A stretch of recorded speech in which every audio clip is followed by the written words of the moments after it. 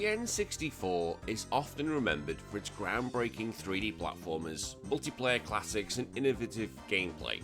However, it also featured some of the most challenging games for its era. Whether it's brutal level design, unforgiving mechanics, cryptic objectives, or just terrible controls, some N64 games pushed players to their limits. Now, unlike modern games which included checkpoints, tutorials, and adjustable difficulty settings, many N64 titles just left players trying to figure out what the hell you needed to do, while others just had punishing save systems that force you to replay large sections upon failure. In this list, we're going to explore 7 of the hardest games on the Nintendo 64, explaining why they're so tough and what makes them stand out.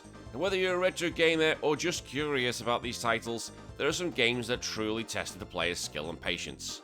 Now, as always, if you do believe I deserve it, please hit that like and subscribe button as well as the notification button to be notified of any new videos. It's a small thing for you guys, but for me it means so much for the channel. If you want to support the show financially, you can do at patreon.com/retrowars, where you can get involved in the weekly podcast, join our community, the Smut Squad, and receive an additional podcast every week, and you'll find the link in the description below. Right, let's dive in, shall we? 7 of the most challenging games for the N64. Blast Corps. Now, this game involves using various demolition vehicles to clear paths for a runaway nuclear missile carrier. The idea of that is just insane. The problem was, each vehicle has different physics and controls, and some of them are quite tricky to master. Like, the backlash dump truck requires precise skidding to destroy buildings, which is just stupid.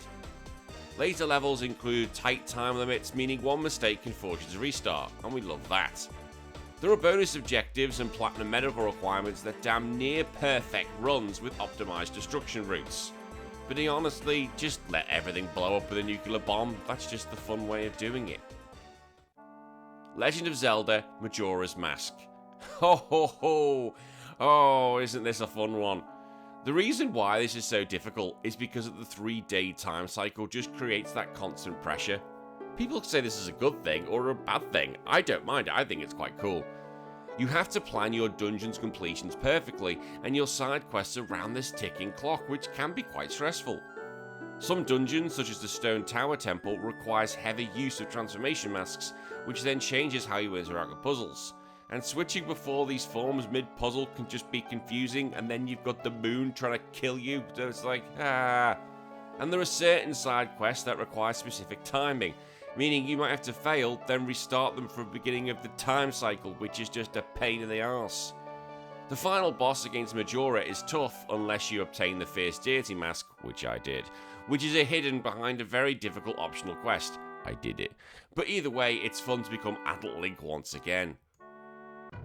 Turok 2, Seeds of Evil. Oh god, the original Turok was tough enough, this one just added difficulty.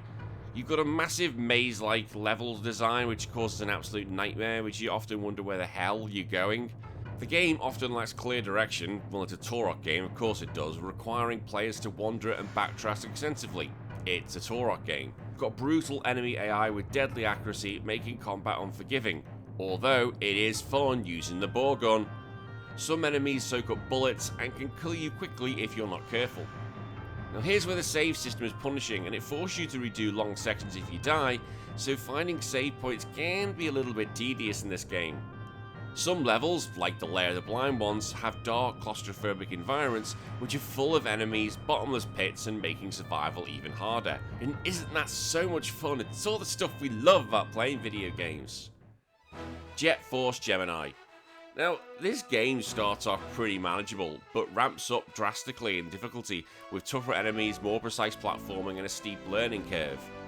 The shooting mechanics also require precision, especially when you're using manual aiming for headshots, and the auto aim isn't always reliable.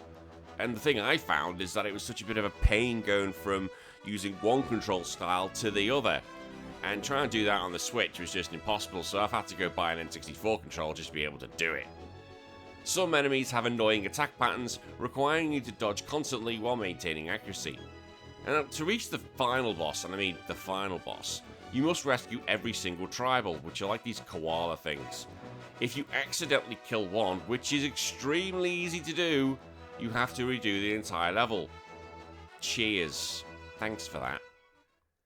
Sin and Punishment. Now this was a Japan-only game until recently where it appeared on the Switch. Why is it difficult? Well, as a rail shooter, the game just moves you at breakneck speed, which is actually quite fun, constantly throwing enemies at you and projectiles, and there's little time to react. I hope you feel like being a Jedi.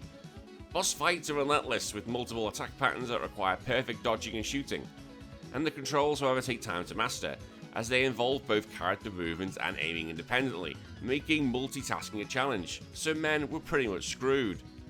It also gives you limited continues and no save points, which means you have to master entire sections in one go. Isn't that fun?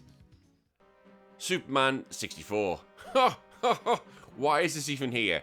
Well, for the simple reason, the game's shit. It has terrible controls, even making flying in a straight line a challenge. It basically is so floaty and unresponsive. And we've got the infamous ring sections that require you to fly the series of hoops in a strict time limit, but the bad controls make this nearly impossible. Like, who the hell play tested this thing?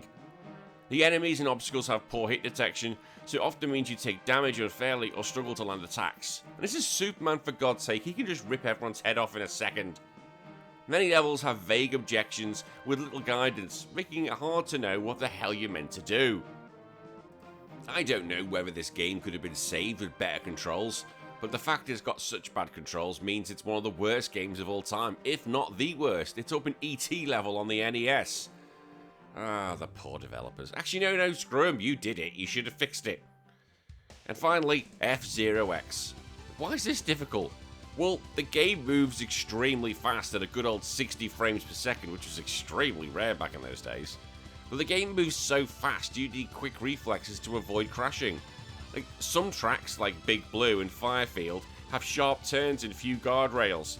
Oh yeah, this track don't believe in guardrails. Often or not, it's like, you go down and you're dead. The AI is also extremely aggressive, constantly ramming you and trying to knock you off the track. Yeah, because they know if you knock you off the track, you're gone. And when they come later levels, you're going to need to start knocking off your rival so you can win the Grand Prix. In higher difficulties, the opponents get faster and more ruthless, leaving little room for error. Like, playing this game on the higher difficulties to try and finish every game, you've really got to practice and know the track, and you've got to be prepared to take risks to take out your opponents, because you need them off. You need to get rid of your rivals to give yourself a buffer in case you don't win a race, because that's very possible at the higher difficulties. But either way, it's so much fun, and F-Zero is actually one of the best games on the N64 in my opinion. And that's it. That's my list of 7 difficult games on the N64. Now I want to hear which titles have I missed, and we'll probably come back to this in the future, but let me know in the comments below if there's other ones that I need to talk about. Until then, I'll see you all in a few days. My name's been Danny, you take care of yourself, bye bye.